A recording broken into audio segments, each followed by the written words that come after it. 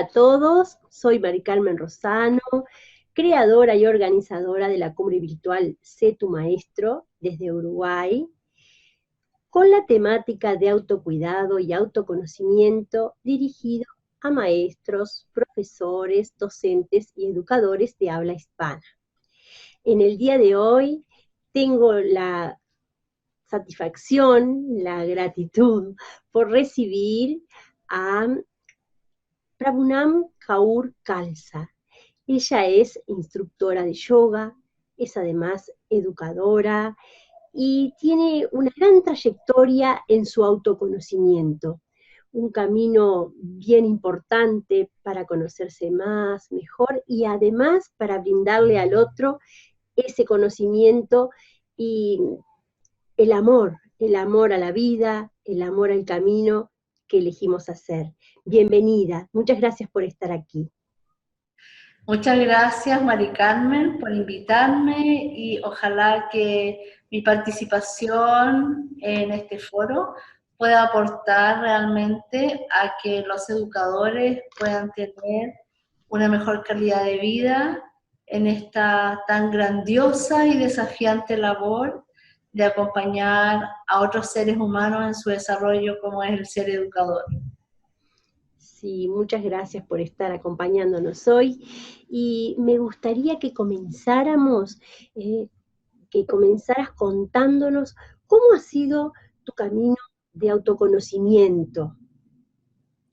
Bueno, yo soy muy afortunada porque nací en una familia muy espiritual, de una espiritualidad muy bella, bueno, un catolicismo muy sano, de mucho servicio y con una familia siempre de mucha convivencia fraternal, de mucha ayuda a personas necesitadas. Entonces, yo diría que mi desarrollo espiritual viene desde el útero de mi madre, ¿ya?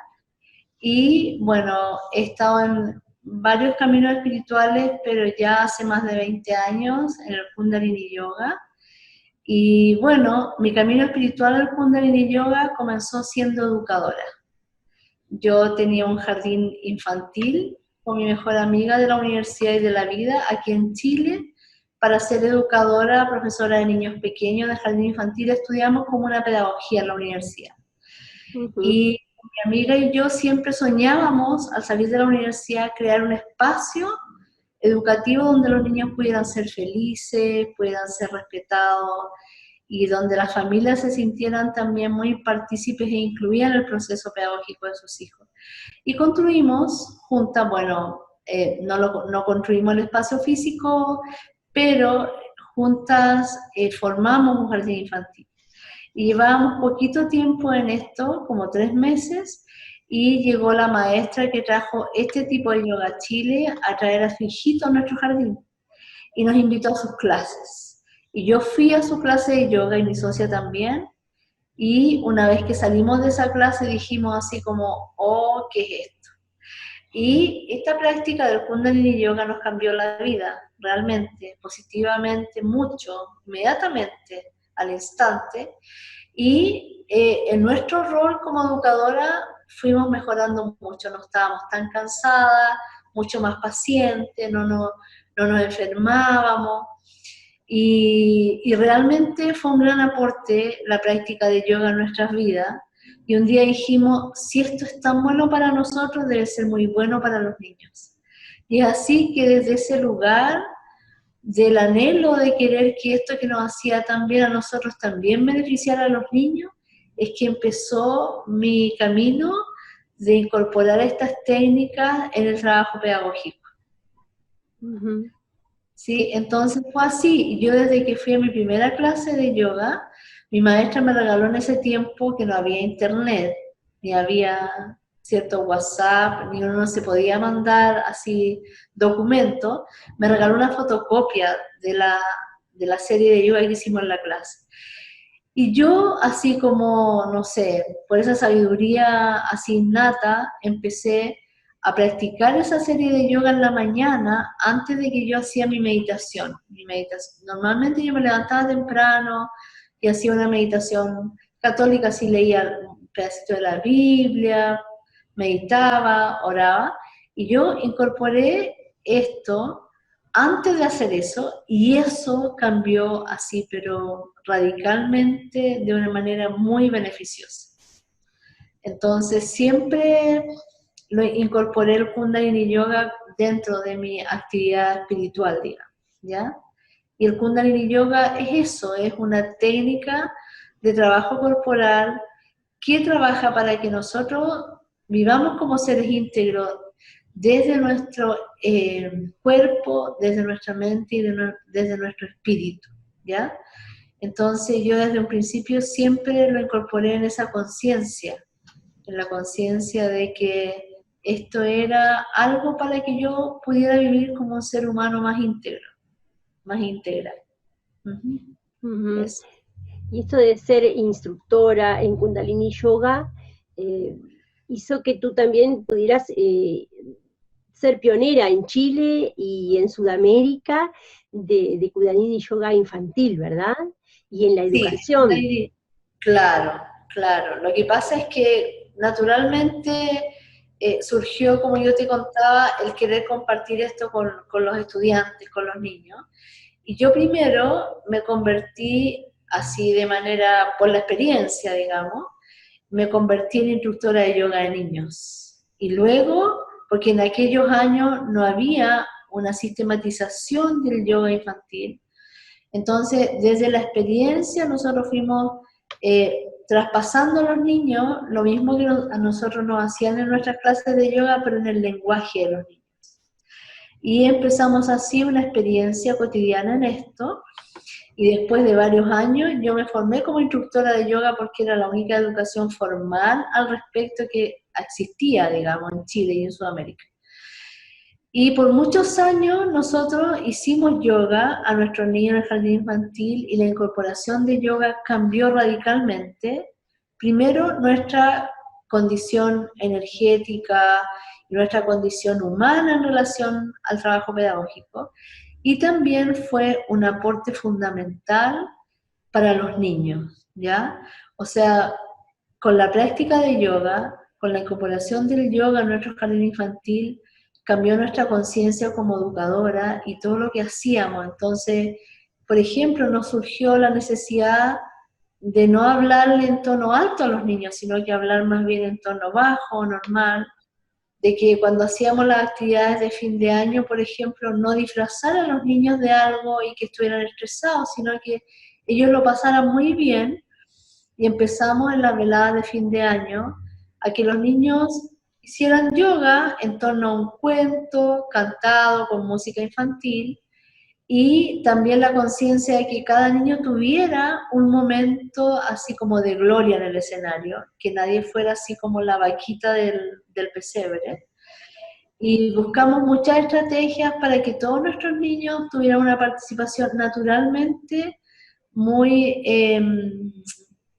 de mucho protagonismo en todo lo que hacíamos. Y empezamos a hacer, por ejemplo, estas veladas que eran muy simples, pero los padres lloraban, ¿ya? Era tal el ambiente que se generaba. Y también, bueno, nosotros desde un principio recibíamos a los padres dentro de la escuela. Los padres podían entrar a nuestra escuela a buscar y a dejar a los niños dentro del lugar, para poder ver cómo era el lugar, cómo se hacía. Y nosotros siempre recibíamos a los niños con música clásica, y cambió la música clásica por música de yoga, ¿ya? Y eso obviamente generó una atmósfera mucho más relajada. Y nuestros niños durante la hora del recreo eran muy activos y muy alegres, pero dentro de la sala de clase había siempre un ambiente de mucha calma y silencio. De hecho, alguna vez el vecino de al frente fue a tocar la puerta porque veía nuestros autos afuera, pero no sentía ningún ruido. Y pensaba que algo ¿Qué había pasado. pasó? Claro, y en un ambiente con niños normalmente uno se imagina que tiene que ser ruidoso, y no es así. Ahora, esto yo quería contarte que tuvo como resultado, sin que nosotros lo planeáramos, que todos nuestros niños y niñas tenían una autoestima muy grande, ¿ya? Y eso los hacía sortear con éxito los desafíos posteriores al jardín infantil. Ellos iban a colegios muy diversos, y en Chile hay que dar examen para entrar a los colegios, y nosotros no los preparábamos explícitamente para ese examen, pero a todos les iba muy bien. y en colegios muy diversos, y es porque en general tenía una autoestima muy grande. Y claro, estar en la presencia de adultos serenos, adultos potenciadores, eh, eso obviamente estimula mucho la autoestima o favorece la autoestima de los niños, ¿no? Pero la palabra estimulación me da un poquito de... no me gusta tanto, ¿ya? Pero eso sí favorecía el que los niños pudieran expresarse tal cual eran cada uno, ¿ya? Y que nosotros los amamos a cada uno tal cual era, y eso hacía que su potencial se desplegara mucho. Bien, y así surgió también el libro del cual eres autora, Yoga con Niños. Sí, ese libro surgió hace poquito porque una vez que yo terminé mi jardín infantil, yo había tomado la decisión de no trabajar más con niños porque sentía que ya había entregado mi cuota de trabajo hacia los niños para la humanidad, porque había ayudado a cuidar a mis 16 sobrinos, había trabajado con niños mucho tiempo. Y yo tenía la ilusión de dedicarme solo a trabajar en yoga con adultos. Pero un día, un hombre muy inspirado me dijo que mi misión era trabajar con niños. Y yo ya había decidido no trabajar más con niños, habíamos traspasado nuestro jardín infantil. Pero cuando ocurrió esta anécdota, yo me fui a mi casa muy así como angustiada porque me tocó lo que este señor me dijo, ¿ya? Y entonces llegué a mi casa y dije así como, Dios, sí, honestamente ya he trabajado mucho con niños y estoy cansada de trabajar con niños, así como, quiero trabajar con adultos ahora. Y resulta que, pero me tocó mucho eso y me siguió. Cada día que nosotros nos juntamos a meditar muy temprano, meditamos solo a las 5 de la mañana. Tenemos una meditación que llamamos el sadhana o sadhana. Y cada día, este hombre después de un sadhana nos habló a un grupo de personas y me dijo eso.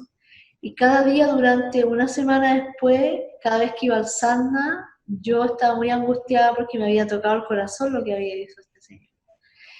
Entonces dije, sí, honestamente, no quiero trabajar más con niños porque es mucha energía y ya lo he hecho mucho. Entonces un día, después del Sunday, llegué a mi casa y dije, lo que tengo que hacer no es trabajar más con niños, sino que hace tantos años que tengo esta experiencia, tengo que enseñarle a la gente cómo hacer yoga con niños porque yo ya lo sé hacer. Ujú. Así que sistematicé toda mi experiencia y organicé la información para ver cómo podía enseñarlo, ¿no? Que fuera muy sistemático con desarrollo humano y con las técnicas de yoga. Y empecé a dar estos cursos, que es el curso que voy a ir a dar a Montevideo en un tiempo más, el próximo mes. Ah, Entonces empecé a organizar estos cursos y en un momento, hace pocos años, surgió también la necesidad de poder plasmar esto y esta historia que te estoy contando también en este libro.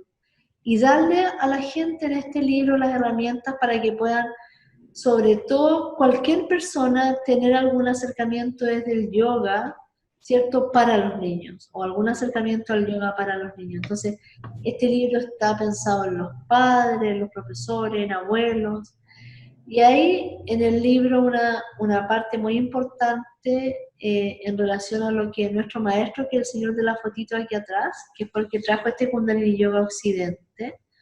Hay una parte muy relevante en donde él da algunas pautas de cómo es que los adultos deberían comportarse con los niños para que los niños puedan crecer de manera feliz, consciente y saludable. Entonces, para mí era importante poder plasmar eso en un libro para que estuviera al alcance de muchos. Y fue así que surgió el libro, como un anhelo de que esta experiencia pueda enriquecer a cualquiera sin límite. Eso es. Bien, además tú eres presidenta y fundadora de Crecer Consciente, ¿verdad? Que trabaja con Sí, niños y jóvenes. sí. Siempre tenemos el anhelo de poder servir sin límite a los niños y a los adolescentes, y es por eso que formamos una fundación y cada cierto tiempo vamos generando algunos programas para niños que no podrían tener alcance a estas enseñanzas, normalmente porque son niños de grupos más deprivados o en riesgo social. Si, por ejemplo, ahora hace poquito acabamos de comenzar con dos profesoras más y una abogada, un trabajo en un jardín de infantes que es de niños, que sus padres, o sea, están observados porque han tenido algún tipo de maltrato con sus hijos. Entonces los niños viven en este lugar donde también reciben educación, además de recibir todas las necesidades, de cubrir todas sus necesidades básicas integrales. Y nosotros vamos una vez a la semana y les hacemos yoga. Y también la idea es poder empezar a trabajar con las personas que trabajan con estos niños también, para ir compartiendo nuevas estrategias del trato hacia los niños, con las personas que trabajan con niños. Ese es nuestro interés. Bien, además tú hiciste un magíster en neurociencias, Sí, yo acabo de hacer un magíster o máster en neurociencia, sí. Y aplicadas a la educación. ¿Y de qué forma tiene que aplicar, ver las neurociencias con el yoga? ¿Qué puntos de contacto? bueno, el Kundalini Yoga, que es el yoga que yo practico, es pura neurociencia, ¿ya? Es muy impresionante cómo los yogis, a partir de su práctica personal, hace miles y miles de años, fueron haciendo descubrimientos que las neurociencias hoy día, a través de resonancia y de imágenes de resonancia, de imágenes, ¿cierto?, computacionales, pueden comprobar que lo que los yogis dieron como experiencia y con cierto resultado es preciso, ¿ya? Entonces, desde el yoga hay todo un planteamiento de cómo funciona el cerebro, de cómo funciona nuestro sistema nervioso, de cómo funciona el cuerpo, la mente, de cómo funciona nuestro mundo emocional. Y hay técnicas para abordar todas las necesidades que nosotros podamos tener en relación a estas dimensiones. Y las neurociencias lo que hacen es decir lo mismo, mira, en el caso de la educación, las neurociencias dicen, mira, las mejores condiciones para que un ser humano aprenda son estas, ¿ya? Y en el yoga nosotros también encontramos estrategias precisas para las necesidades que nosotros tenemos en relación a las situaciones de enseñanza-aprendizaje. Entonces, para mí, siempre yo que empecé a estudiar yoga, dije, esto es neurociencia, el Kundalini Yoga, ¿ya? Entonces, el abrazo entre las neurociencias y el Kundalini Yoga es muy natural porque es lo mismo, ¿ya? Hoy día nosotros encontramos en internet, por ejemplo, resultados, ¿cierto?, de mediciones científicas que se hacen o se han hecho en relación a prácticas de yoga. Y desde un lugar, cierto, neurocientífico se hace ese estudio y el resultado es el mismo que los yogis plantean, ¿ya? Entonces los yogis plantean y te dicen, mira, si tú respiras y te tapas la fosa nasal derecha y respiras solo por la fosa nasal izquierda, las funciones de tu sistema nervioso relacionadas con el área de tu hemisferio cerebral derecho se van a ver potenciadas. Y es así, ¿ya? O te dicen, si tú repites cierto mantra, cierto sonido, ¿cierto? Eso va a estimular un mejor funcionamiento de su sistema nervioso parasimpático, ¿ya? Y se ha comprobado cómo efectivamente, repitiendo ese sonido, la presión arterial baja, lo cual comprueba que el parasimpático está actuando, ¿ya? Entonces, para mí fue muy natural este abrazo entre las neurociencias y el yoga porque es así, ¿ya? Hay un médico en Estados Unidos, el doctor Dharma Singh, que ha hecho muchos estudios, él es psicólogo y psiquiatra, ha hecho muchos estudios en relación a el resultado con sus pacientes con prácticas específicamente de Kundalini Yoga, y tiene dos libros, uno que se llama La meditación como medicina y otro que se llama El envejecimiento del cerebro. Y él plantea cómo ejercicios específicos de yoga trabajan sobre áreas específicas de nuestro sistema nervioso para sanar determinada patología o mejorar determinadas funciones de nuestro organismo o de nuestro mundo emocional, ¿cierto? O de nuestro mundo relacional. Ujú. Entonces, hoy día, por ejemplo, lo que yo estoy haciendo es incorporar neurociencias y yoga a la educación. Entonces, darle una lectura desde las neurociencias a las técnicas de yoga para, ¿cierto?, darle más fuerza a este planteamiento de cómo una técnica de yoga puede servir de manera precisa para una necesidad que el educador tenga dentro de la sala de clase, por ejemplo. Bien, y en esa Y formación, también, perdón, y también cómo responder a que el maestro, el profesor, tenga una mejor calidad de vida dentro de su desempeño pedagógico también. claro, sí, y pueda proyectarlo hacia los educandos, ¿verdad? Sí, bien. Claro. Mm. Entonces es el educador, ¿cierto? También estas herramientas son para él, para su propio, ¿cierto? Estado mental, emocional, energético, así Sí, como para los estudiantes también. sí, yo quería preguntarte, como formadora, ¿en qué situación has encontrado vas encontrando a los docentes en relación a esto del autoconocimiento y autocuidado? ¿Sabemos mirar hacia adentro los docentes?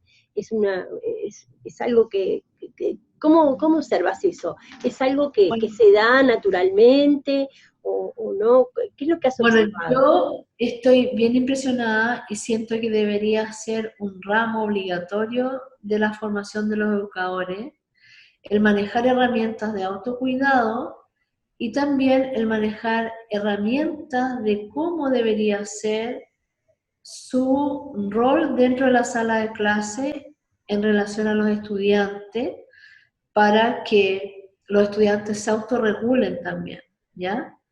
Entonces, yo estoy muy impresionada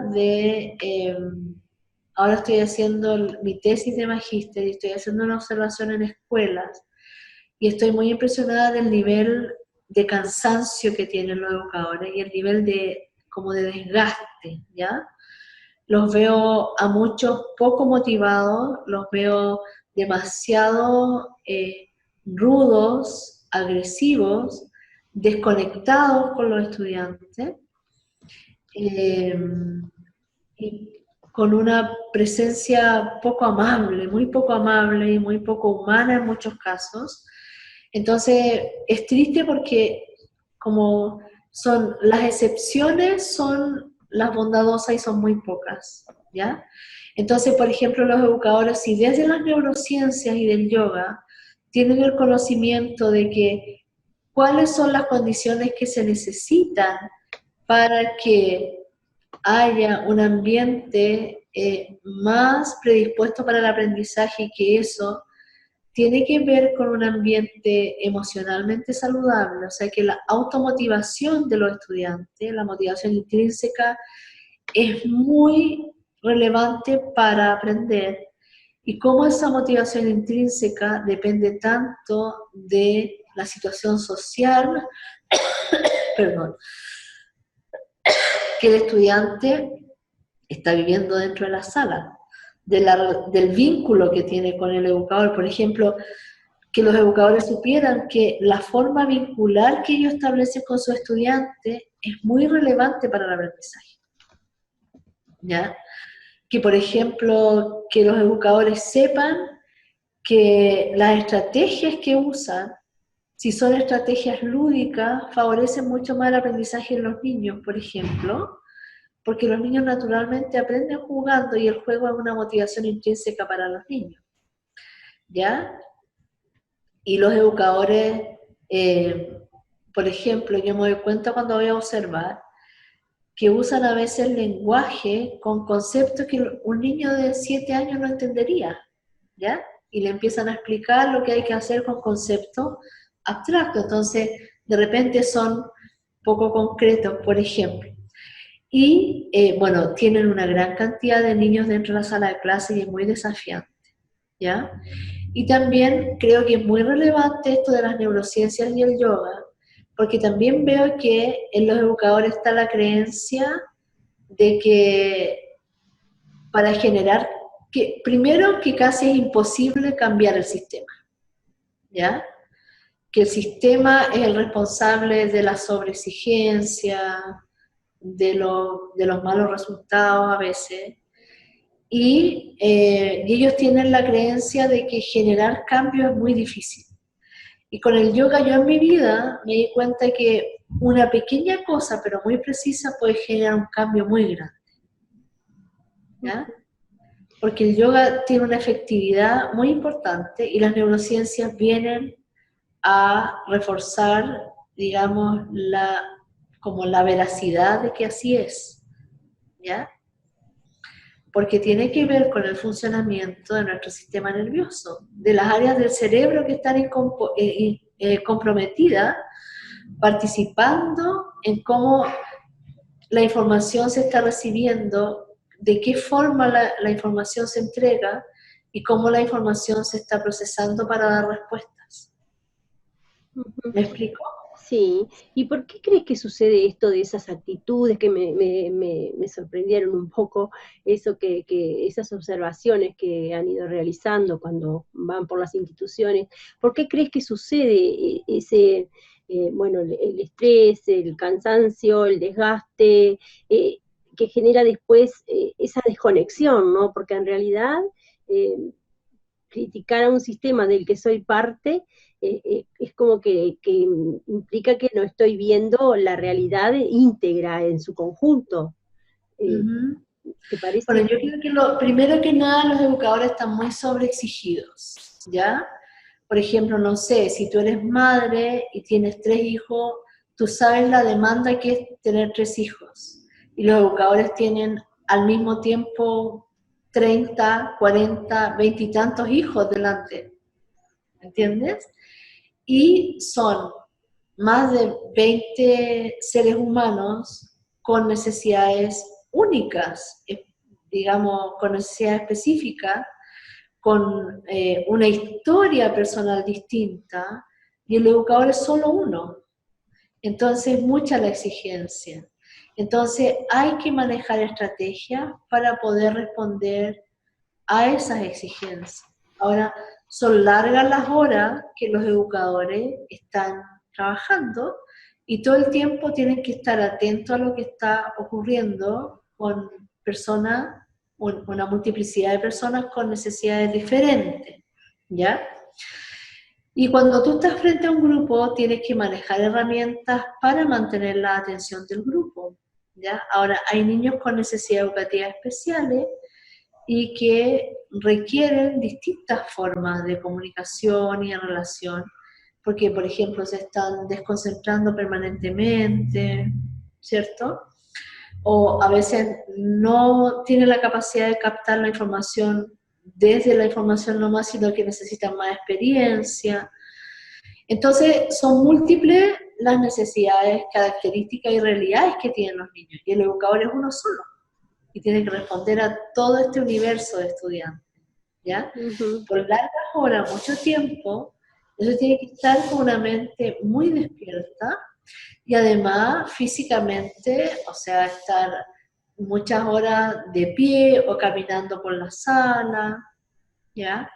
Entonces son muchas las demandas que tiene física, energética, emocionales, intelectuales el educador, ¿ya? Entonces, el educador debería tener tiempos también, pausas energéticas, pausas de, ¿cierto?, de renovación energética. ¿Mm?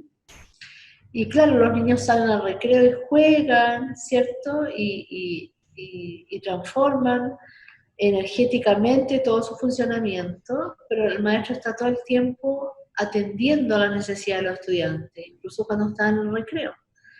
Entonces, por ejemplo, los maestros de niños pequeños han perdido el hábito de jugar con los niños. Y si los adultos en la hora del recreo jugaran con los niños, se renovarían.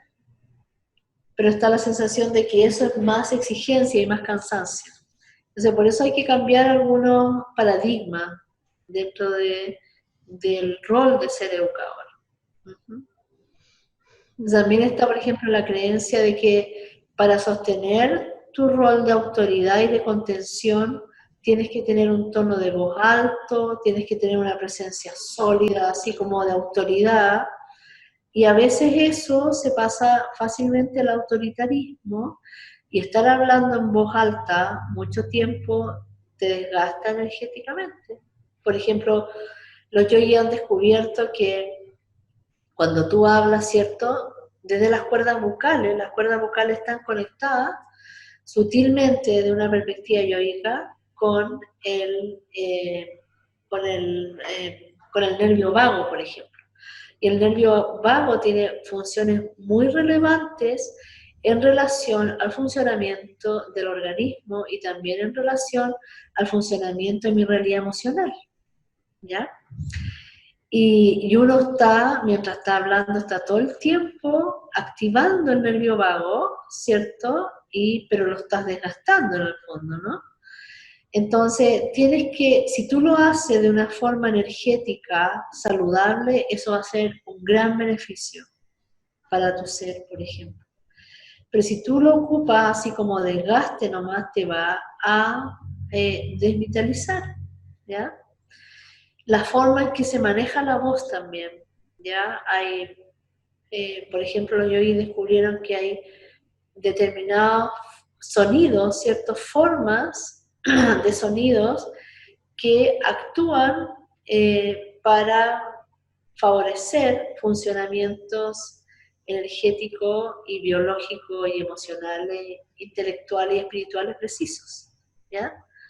Entonces, por ejemplo, si tú entraras a la sala de clase y juntaras las manos, que cuando juntas las manos, los yogis dicen tus hemisferios cerebrales se equilibran porque tu mano derecha, que está comandada de manera muy importante, dicen ellos, por tu hemisferio cerebral contrario, o sea, la mano derecha por el hemisferio izquierdo, la mano izquierda por el hemisferio derecho, cuando tú los juntas, dice, energéticamente, no biológicamente, pero energéticamente tus hemisferios cerebrales se equilibran porque se juntan, se unen, ¿ya?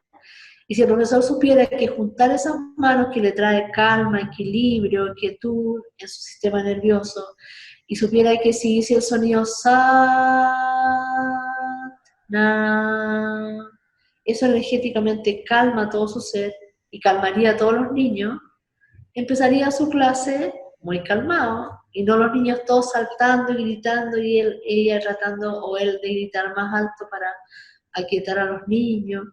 O si supieras que cuando los niños están muy desordenados, pero tú les haces un juego con ciertos movimientos de las manos, los yogis decían, cada vez que tú mueves las manos, activas un porcentaje importante de tu cerebro, muy relevante.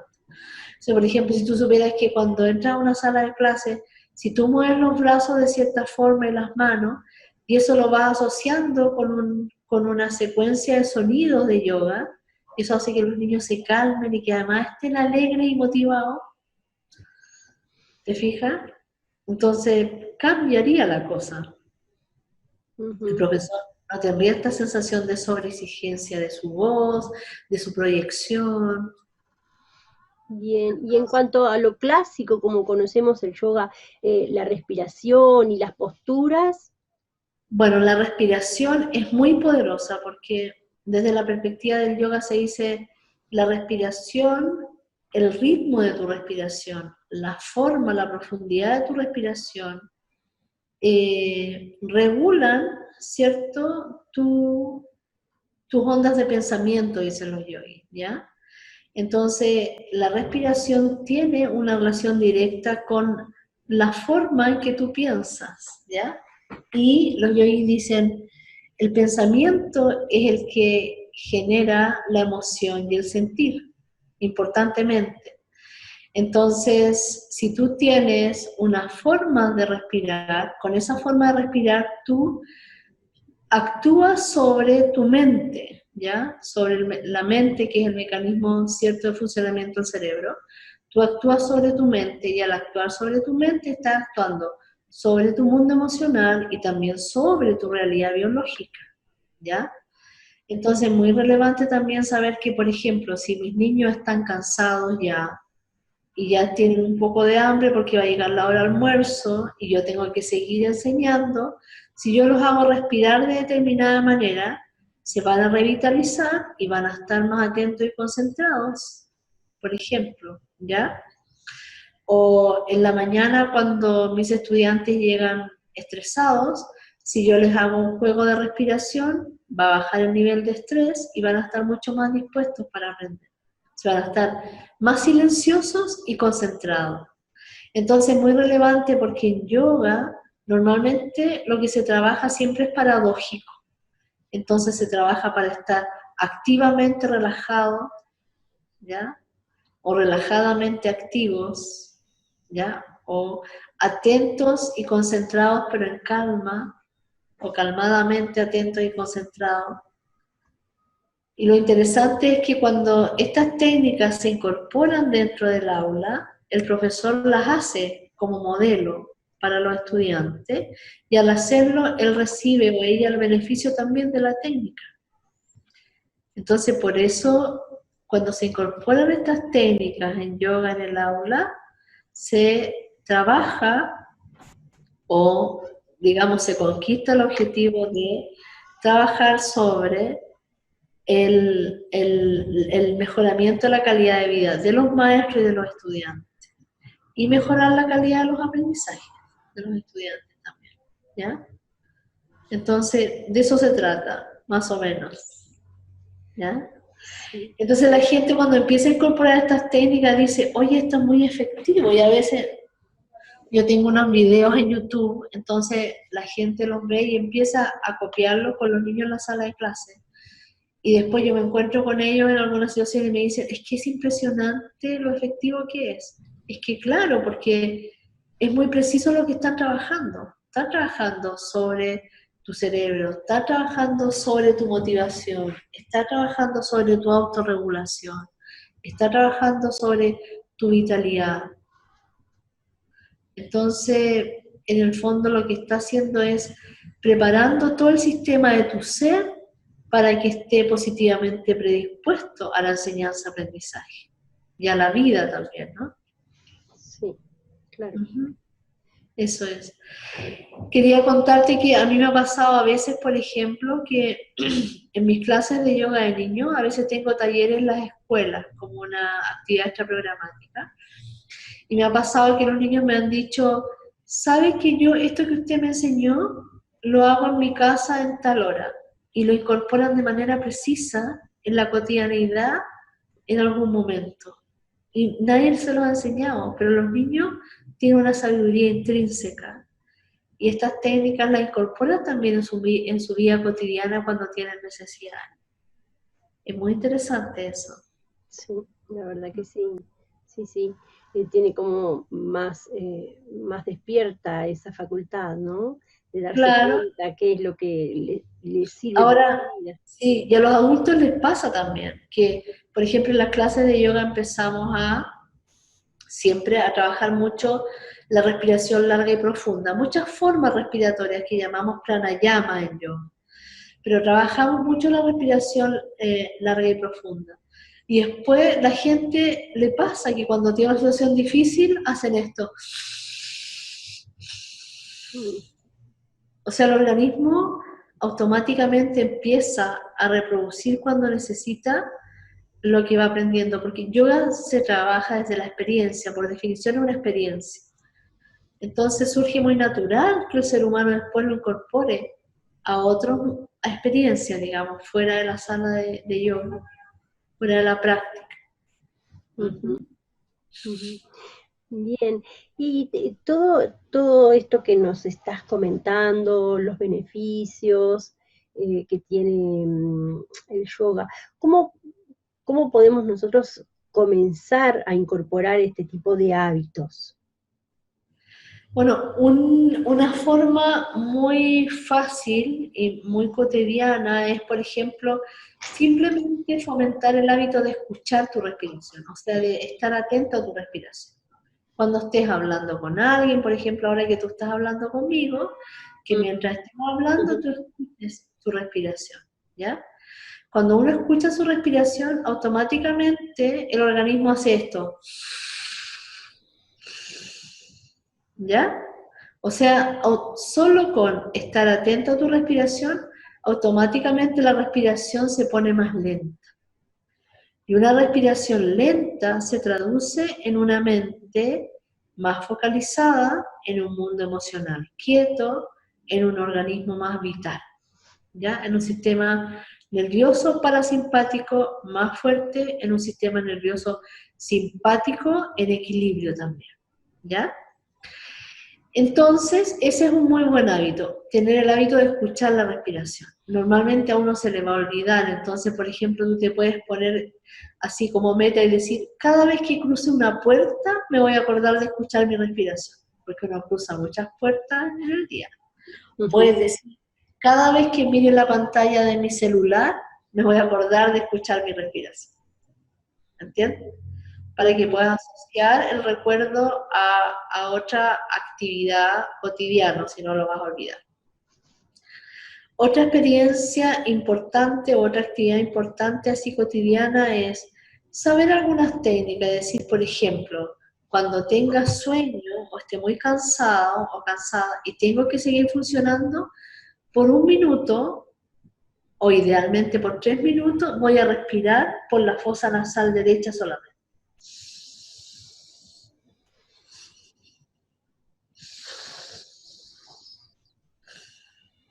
¿Ya? El ideal es tapárselo con el dedo índice o a veces también con el dedo meñique, ¿ya? Y también, por ejemplo, decir, cuando tengo que estar en calma, voy a respirar mínimo 1 minuto e idealmente 3 minutos, tapándome la fosa nasal derecha y respirar solo por la izquierda. ¿Ya? Entonces, por ejemplo, hay gente que tiene insomnio por años y toma el hábito en la noche cuando se va a acostar de respirar solo con la fosa nasal izquierda. Si lo haces 11 minutos, vas a recuperar la capacidad de dormir profundamente, ¿ya? Ahora, las neurociencias también han hecho algunos descubrimientos en relación a nuestras necesidades cotidianas, ¿ya? Y en realidad lo interesante es que cuando uno va aprendiendo esto, va evaluando sus hábitos cotidianos, ¿ya? Entonces, por ejemplo, las neurociencias han descubierto que el estar frente a las pantallas, que las pantallas en general activan los neurotransmisores de la actividad. Y la gente se duerme viendo televisión. Claro. Entonces, duerme, ¿cierto?, con todas tus ondas mentales muy activas. Entonces, y casi todo el mundo tiene el televisor en su pieza, en su dormitorio, ¿ya? Entonces eso no es bueno también. También, por ejemplo, hemos descubierto que para tú estar en calma y estar relajado, tienes que estar en ambientes silenciosos, en ambientes calmos, ¿ya?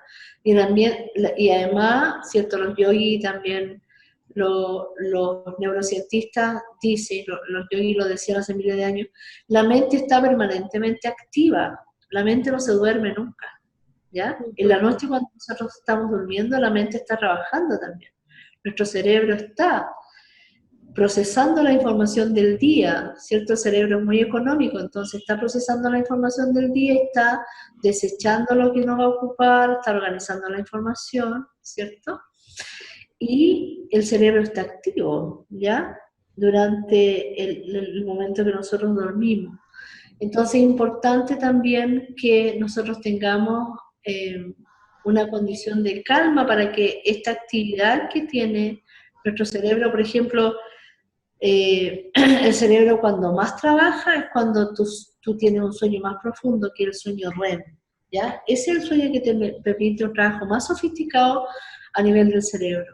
Entonces es importante que tú tengas ambientes que te permitan estar realmente quieto y tranquilo en la noche y poder lograr un sueño muy profundo. Entonces es como una paradoja, mientras más profundo el sueño, más es la actividad del cerebro, ¿ya? Y nosotros casi todos dormimos, por ejemplo, con el celular en el velador. Y el celular emite ondas que hacen, ¿cierto? O sea, que impactan nuestras ondas mentales. Entonces, es importante que nos vayamos haciendo autoconscientes de estos hábitos que tenemos, ¿ya?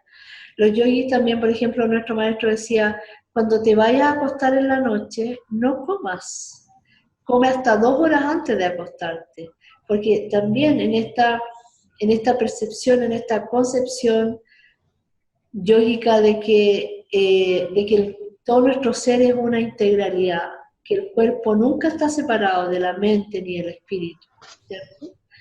Entonces, si el cuerpo está muy activo y tiene que trabajar en digerir alimentos, ¿cierto? Cuando la mente tiene que estar quieta para lograr un sueño profundo, no lo va a poder hacer, ¿ya? Ahora, hay toda una energía vital que hoy llamamos prana, que es la que sostiene sutilmente toda la actividad vital.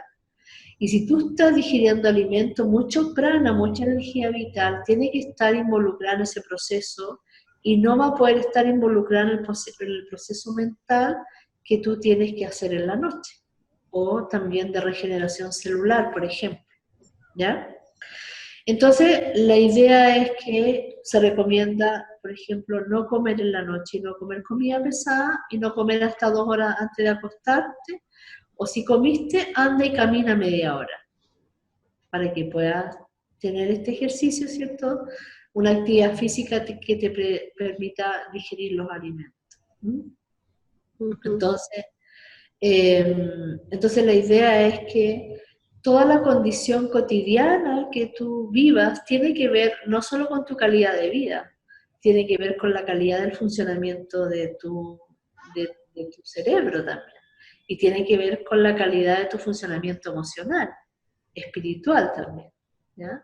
Claro, claro. Entonces, ujú, Ujú. Bien, y quería preguntarte, en el proceso de la formación de los educadores, ujú. ¿cómo es que se va produciendo toda esa transformación de hábitos? ¿Cómo es que se dirige esa transformación de hábitos? Porque sí entiendo que es como paso a paso, paulatino, pero me gustaría que nos contaras cómo está pensado ese proceso para los educadores. Bueno, es muy impresionante cómo estas técnicas de yoga, muy precisas y realizadas en tiempos muy cortitos, pero de manera permanente, van provocando grandes cambios, ¿ya? Entonces, en relación a los educadores, es darle pequeñas técnicas que finalmente son pequeñas estrategias pedagógicas y que esas pequeñas y precisas estrategias van a hacer un gran cambio, ¿ya? Entonces la idea es poder compartir estas estrategias con los educadores para que enriquezcan un cambio en sí mismo y un cambio en los niños y más bien un cambio en el ambiente de aprendizaje de la sala de clase. Bueno, lo que yo estaba diciendo es que estas técnicas de yoga que compartimos con los educadores, que les enseñamos a los educadores, son muy simples, son muy fáciles de incorporar. Y en los niños que están tan flexibles al aprendizaje y que están, digamos que su cerebro es tan plástico, ¿no? Todavía en la infancia y también en la adolescencia, ¿ya? Eh, entonces ellos todo esto que nosotros vamos compartiendo con ellos tiene un impacto muy rápido en los niños y los adolescentes. Y son técnicas muy simples, muy fáciles, y la idea es solamente, ojalá, que los educadores tengan el hábito de hacerlo de manera repetitiva, porque lo que va provocando un cambio es la permanencia en el tiempo, ¿ya? El aprendizaje también necesita eso, el aprendizaje necesita una repetición, ¿no? Una repetición permanente para que una nueva actividad o experiencia pueda quedar, ¿cierto? Eh, Ahí como creando una nueva red neuronal, ¿cierto? Un nuevo alambrado en el cerebro. Y cuando tú sigues repitiendo una experiencia, ¿cierto? Ese cableado se fortalece y queda ahí, ya queda ahí para siempre. Entonces, muy importante eso. Entonces, lo que compartimos con los educadores es, mira, aprende determinadas cosas, pero hazlo siempre. ¿ya? Entonces les decimos, mira, cada día al comenzar tu jornada, haz esto. Cada día cuando los niños entren del recreo, hazles esto. Cada día antes de irse, hazles esto. Y no toma nada de tiempo, con 30 segundos que lo haga ya se genera un cambio. Necesitan más que eso. Bien. Entonces por eso resultan tan eficaces, por la condición natural de plasticidad cerebral que tienen los niños y los adolescentes. Sí. Eso. Quizá lo más difícil es eso de incorporar los hábitos en los adultos que todavía no los tenemos, ¿no? Claro, para los adultos nos cuesta mucho incorporar un nuevo hábito porque ya tenemos conductas muy cristalizadas, ¿ya? Sí. Pero la neurociencia ha comprobado que nosotros podemos aprender hasta el día que nos muramos, Sí, ¿ya? por suerte. Nosotros podemos generar nuevas redes neuronales, ¿ya? Entonces, y eso es algo muy comprobado, entonces nosotros podemos reaprender.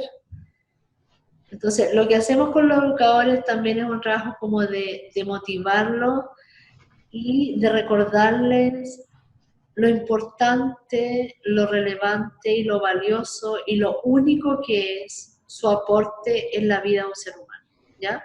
Hay mucha gente que a mí me dice, una frase que una vez me dijo una profesora me marcó toda la vida. Porque el profesor en relación a los estudiantes está en un lugar de poder.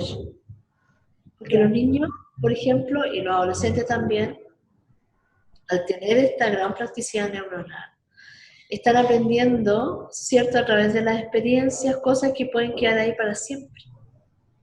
Entonces, es muy importante,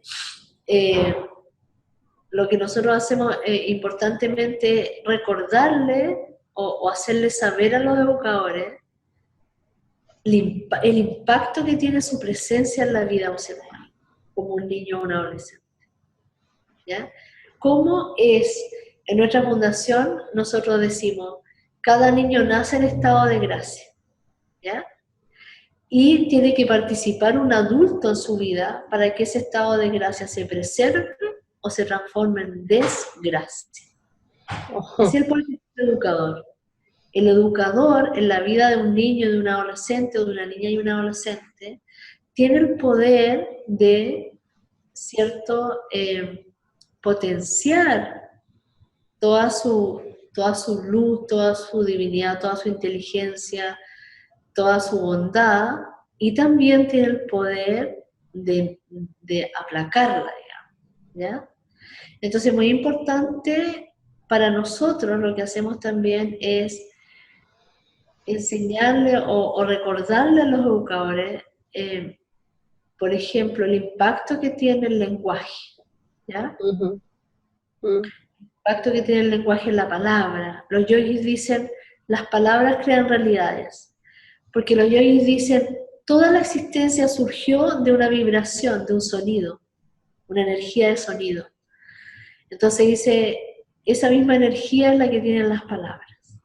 Entonces con tus palabras tú puedes crear una realidad. Y eso es muy comprobable. O sea, dile a un niño nomás, no sé, inteligente y bello, y vas a ver que se va a transformar en inteligente y bello. ¿Hay alguna experiencia en relación a eso? Hay un libro que se llama Niños que triunfan, que habla de una experiencia de Micheline Flack, que es una gran yogi francesa, que hace muchos, muchos años empezó estas técnicas de yoga en el aula. Y en su libro ella cuenta una anécdota que pasó en una escuela, no me acuerdo si es precisamente así, pero como que una escuela me parece como en Estados Unidos, que llegó un profesor nuevo de matemática. Entonces cuando le entregan el curso le dicen, mira, estos 3 niños son los mejores de matemática de este curso. Ah, ok, dice el profesor. Y cuando terminó el año, en su clase de matemática, esos 3 terminaron siendo los 3 mejores de matemática del curso, efectivamente. Pero uno de ellos era muy bueno, el otro era muy malo y el otro era más o menos. Y es que el profesor, con su presencia, con lo que él hace, con lo que él comunica a los estudiantes, él lo condiciona en el aprendizaje. Y eso la neurociencia lo ha comprobado, y la neurociencia dice, una de las cualidades del aprendizaje es que el aprendizaje es social. O sea, la intervención de la experiencia de la vida social de con quien yo interactúo tiene directa relación con mi capacidad para aprender o no. ¿Entiendes? Bien. Entonces, por eso es muy lindo, me parece que en Uruguay le dicen maestro a los profesores, ¿o no? Sí, maestros en primaria, profesores en secundaria y en los otros sistemas, sí. Ya, porque maestro, la palabra maestro etimológicamente es quien lleva a otro hacia la luz, ¿ya? Porque antes del maestro y el alumno es a sin luminous, sin luz, ¿no? Alumno es sin luz, entonces el maestro tiene el poder para llevar a otro hacia su propia luz. Nosotros decimos en yoga, el maestro es el que tiene el poder para llevar a otro hacia su más alto destino, Claro, ¿ya? sí. Y ese poder lo tienes solo con tu presencia. Entonces, ¿qué haces con tu presencia? ¿Ocupas ese poder o no lo ocupas? Y las formas, las estrategias son muy relevantes para que ese poder se manifieste o no. Sí, tomar Entonces, conciencia de lo importante que es eso, ¿verdad? o sea, es muy relevante, muy, muy relevante. Sí. Y, Una vez una estudiante me dijo, una profesora muy significativa para mí una vez me dijo, tú eres muy inteligente pero te esfuerzas poco. Y me dijo, esa frase me ha perseguido toda la vida y siempre siento que lo podría haber hecho mejor. Así marcas tú con tus palabras a un estudiante, sí, con tu presencia, ¿no? Si un sí, niño, por ejemplo, se siente, o un joven, amado incondicionalmente por ti, claramente eso lo va a potenciar mucho, ¿ya? bien. Ujú. Entonces nosotros como educadores normalmente estamos, bueno, hoy día que etiquetamos tanto a los niños, entonces estamos haciendo una discriminación permanente dentro de nuestros estudiantes. Estamos discriminando entre el que no sabe, que no puede, el que sí puede, el que es exitoso, ¿cierto? Entonces estamos haciendo una discriminación y en realidad yo tuve una gran maestra en la universidad y ella decía, el primer mes que tú te encuentras con tu estudiante debería ocupar todo ese mes solo en tratar de crear vínculos profundos con ellos y de saber quién es cada uno, nada más, Nada más ¿ya? ni nada menos. Y uno llega como educador el primer mes siempre a hacer un diagnóstico de aprendizaje, ¿entiendes? Sí, Entonces, por ejemplo, yo me doy cuenta que los profesores tienen tantos estudiantes que a veces nunca hay niños, yo me he dado cuenta ahora, me impresiono, que yo estaba observando clase y digo, hay muchos niños que son invisibles para los profesores, que no alcanzan a abarcarlos a todos. Entonces hay algunos que nos molestan mucho, que no sé qué, el profesor nunca le dirigió la palabra en toda la mañana, de manera personal, digamos. O sea, por ejemplo, estas técnicas de yoga te permiten ir haciendo una experiencia con los adolescentes y con los niños y pasearte por la sala y en un instante mirar a los ojos a cada uno. Pero tú dices, si tengo 40 es imposible mirar a los ojos a cada uno, pero con estas técnicas sí lo puedes hacer, bien. ¿ya? Entonces, Sí, así. sí. También, por ejemplo, en la neurociencia se dice el aprendizaje es emocional, Ajá. ¿ya? O Mm, sea, es muy determinante, ¿cierto? El vínculo afectivo que yo tengo con el profesor. Es muy determinante para mi aprendizaje. Ujú. totalmente. Bueno, Praunan, me gustaría que pudieras sintetizarnos todo este aporte que nos has hecho relacionado con neurociencias y yoga para transformar la educación, como has elegido ese nombre para esta ponencia o estas reflexiones, y pudieras hacernos una síntesis con las ideas más relevantes que te parezca que es importante quedarnos nosotros Ujú. hoy. Ok, bueno, lo primero que quisiera decir es gracias a la gracia por cada educador en el planeta, ¿ya? Lo primero que quisiera decir es como cada educador es un regalo siempre en la vida de un ser humano, ¿ya? Porque está ahí para acompañarlo en su desarrollo. Eso es lo primero que quisiera decir. Lo segundo que quisiera decir es, el cerebro es el que está aprendiendo todo el tiempo y el cerebro es el gran procesador de todas las experiencias a nivel orgánico, biológico, a nivel emocional, a nivel social, a nivel espiritual. Entonces, el cerebro es el que está a la base del aprendizaje y el cerebro está impactado por todas las dimensiones que los seres humanos tenemos. Entonces, es muy relevante que como educadores sepamos que cuando estamos frente a un estudiante, no estamos solo frente a una mente cognitiva, estamos frente a un cerebro que es un cerebro que tiene una dimensión o un impacto emocional, espiritual, físico. Entonces, por ejemplo, que como educadores sepamos que si yo tengo 40 cerebros en mi clase, yo tengo 40 almas en mi clase, ¿ya? Yo tengo 40 seres con una historia única en mi clase, ¿ya? Entonces, recordar que yo también tengo en mi ser, en mi persona también un funcionamiento y que yo estoy a cargo de 40 estudiantes, de 20 estudiantes, pero también tengo que estar a cargo de mi propia experiencia, ¿ya? Entonces que a mí se me ha dado en cuidado, ¿cierto? Todos estos seres humanos, pero yo no puedo cuidar bien a estos seres humanos si yo no me cuido a mí primero, ¿ya? Yo no puedo dar nada de lo que yo no tenga. Entonces, si yo no me estoy amando lo suficiente, es poco probable que yo pueda amar incondicionalmente a mi estudiante, ¿ya? Si yo no tengo conciencia de que soy una mujer, un varón espiritual, es poco probable que yo pueda, cierto, dimensionar eso esencial que hay dentro de cada ser humano, que es un ser espiritual, dentro de cada niño, ¿ya? Entonces, si yo no tengo una valoración por la vida, un entusiasmo por la vida, si yo no estoy intrínsecamente motivado por la vida, es poco probable que yo pueda entregarle herramientas de motivación intrínseca a un estudiante.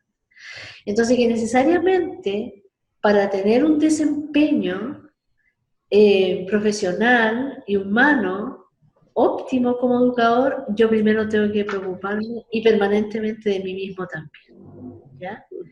Y desde la neurociencia, recordar que el cerebro está permanentemente aprendiendo y que ningún estudiante ni yo mismo estoy condicionado para no aprender, ¿ya?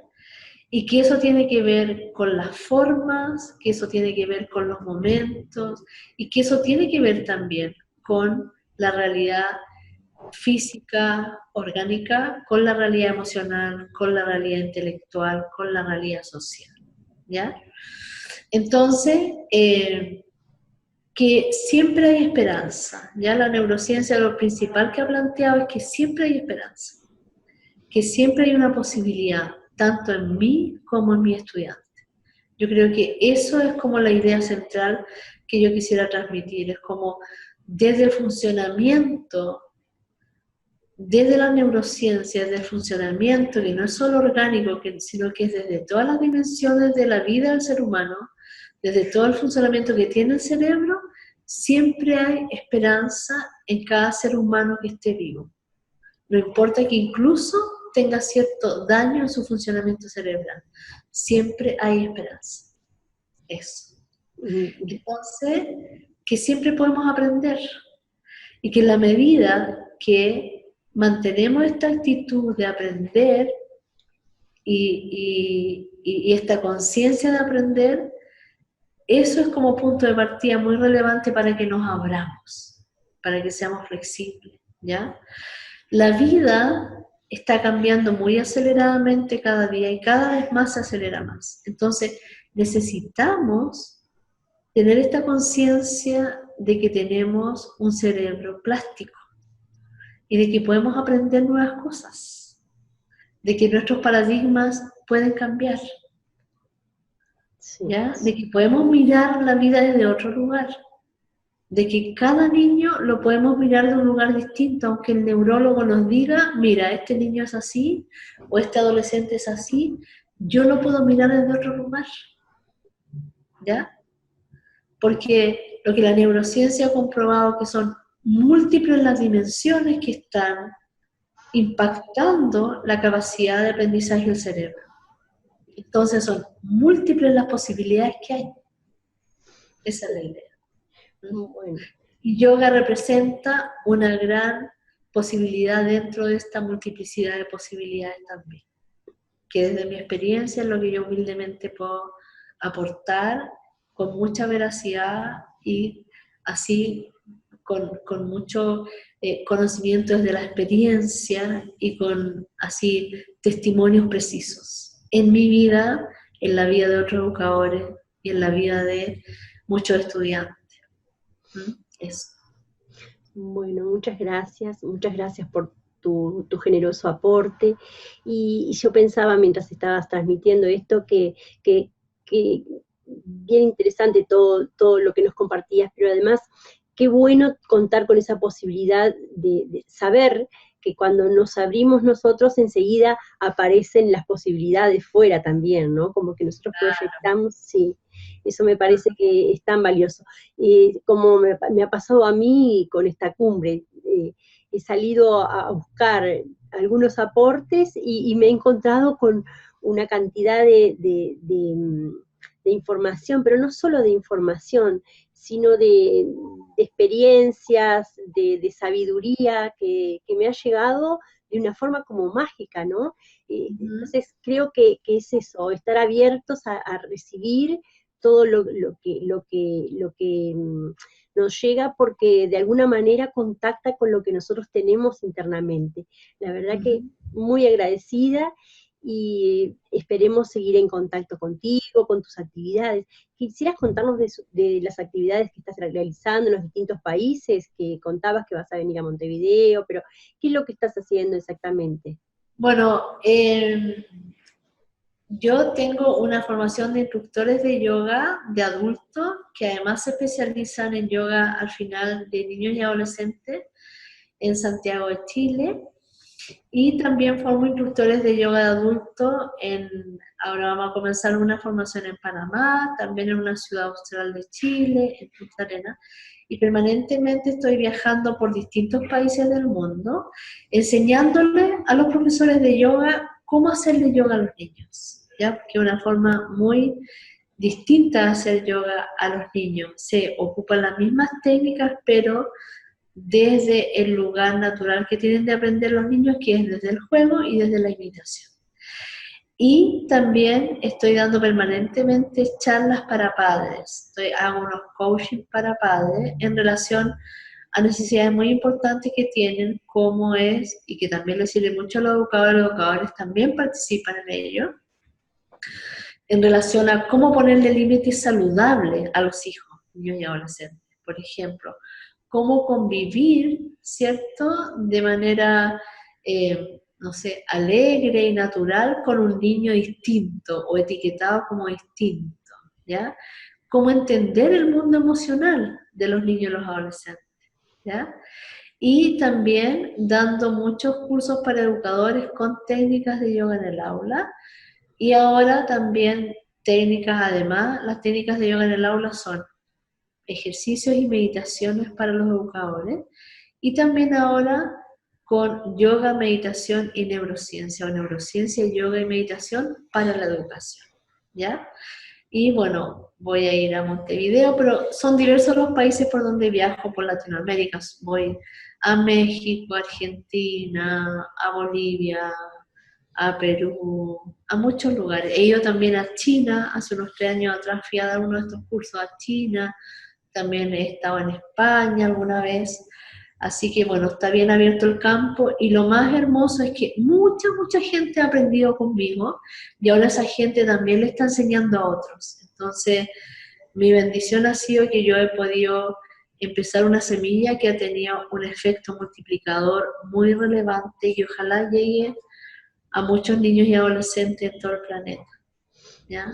Así que muy humildemente, y eso partió de la experiencia, fundamentalmente de la experiencia, y cómo esa experiencia se fue asociando con un trabajo profesional. Y los educadores también estamos expuestos y con esa necesidad de estar permanentemente formándonos, porque otra cosa que tenemos que aprender es que los niños y los adolescentes están permanentemente cambiando, ya ellos están trayendo las nuevas conductas, los nuevos comportamientos, el nuevo pensamiento de la humanidad.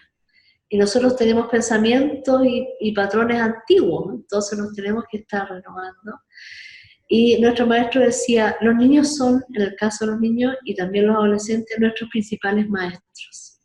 Así que es muy importante como educadores estar abiertos a eso también. Muchas gracias también por esto, por esta posibilidad de aporte, por este trabajo que tú estás haciendo. Y esperemos que esto sea muy beneficioso para todos los maestros y desde allí para todos los estudiantes también. Muchas Así gracias, que, Praunam. Muchas gracias. Esto va a ser beneficioso para los maestros, para los profesores, para los educadores, para los padres, para todos aquellos que estén relacionados con la educación. Así que muchas gracias por tu tiempo, por tus aportes, por tus experiencias y por continuar, amiga de nosotros, para seguir en contacto. Muchas gracias.